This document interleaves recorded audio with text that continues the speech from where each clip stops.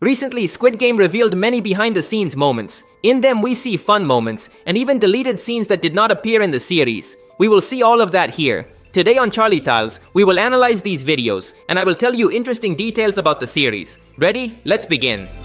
The behind-the-scenes footage reveals that many scenes were going to be different. For example, the bathroom fight. In the Netflix episode, everything starts when the YouTuber player tries to hit Thanos, but he dodges the blow and returns it. If we check the behind-the-scenes footage, we notice a key difference. The original idea was that the YouTuber would actually land the hit. We can see this by the way Thanos reacts. Here, he is not dodging. The punch actually hit him.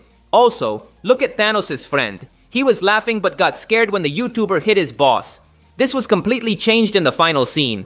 In the series, the YouTuber missed, and Thanos never lost control of the situation. In the same bathroom scene, there is a moment when Thanos throws the YouTuber to the floor. Here we can notice something interesting. Neither of the two actors is using stunt doubles. So actor Choi Sung-hyun does everything possible to protect his partner from the fall. If we look at the first throw, he holds his head so it does not hit the ground. Only his body falls, and his head remains up. They repeated the shot here, and in the second throw, the actor places his hand under the YouTuber's head. This way, even though his head touches the ground, it is cushioned by his hand. Thanos did everything possible to take care of his partner.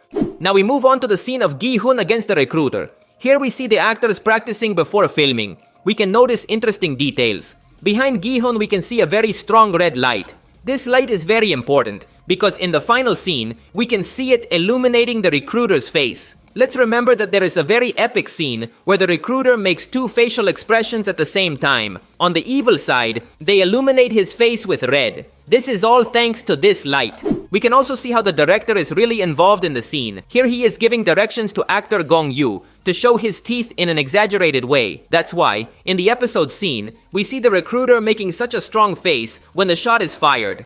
We have behind-the-scenes footage of the epic moment when the frontman hits Thanos. We can also see when the leader kicks player 124. Here's something interesting. We can see how actor Lee Jung-jae gives directions to his partner so he can dodge the kick. But apparently, he was not able to dodge it completely.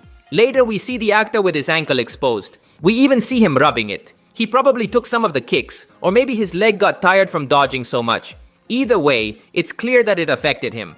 Continuing with this same scene, there's an extra detail. As you probably know, all the actors have stunt doubles. Here we can see Thanos' stunt double. He's easy to recognize by his purple hair. Here we see him while everyone celebrates. Although to be honest, he doesn't look anything like the actor.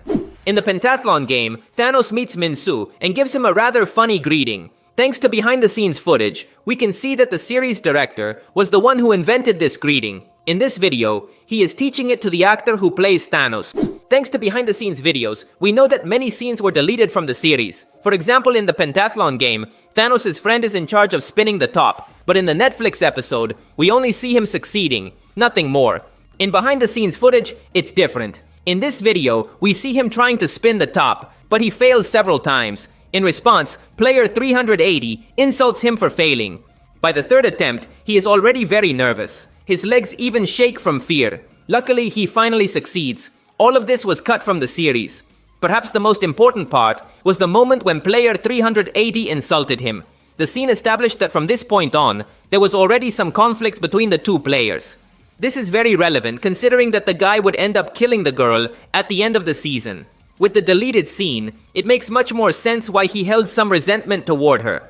In the pentathlon game, there is a scene where player 120 slaps the shaman. The scene looks very real, and this is because the slap was indeed real. Actor Cho Hyun-joo, who plays player 120, explained this in interviews. According to him, the original idea was for the slap to exist, but it was supposed to be gentle. Unfortunately, the actor miscalculated and hit harder than intended. In behind-the-scenes footage, we can see a video of the actress putting ice on her cheek. The hit really hurt her. The actor apologized many times for this mistake and felt very sorry for the accident.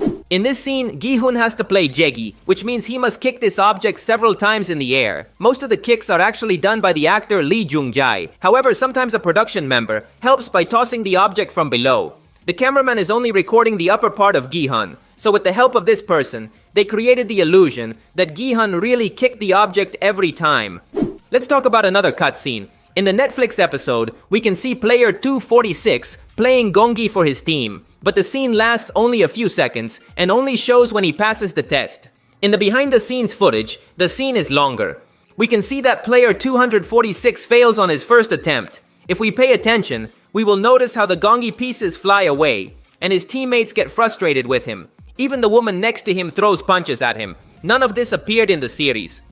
Also in the Netflix episode, they show us the moment when his entire team crosses the finish line. This video is very short. They just cross the finish line, and that's it. In the behind-the-scenes footage, the celebration lasts much longer and has another detail.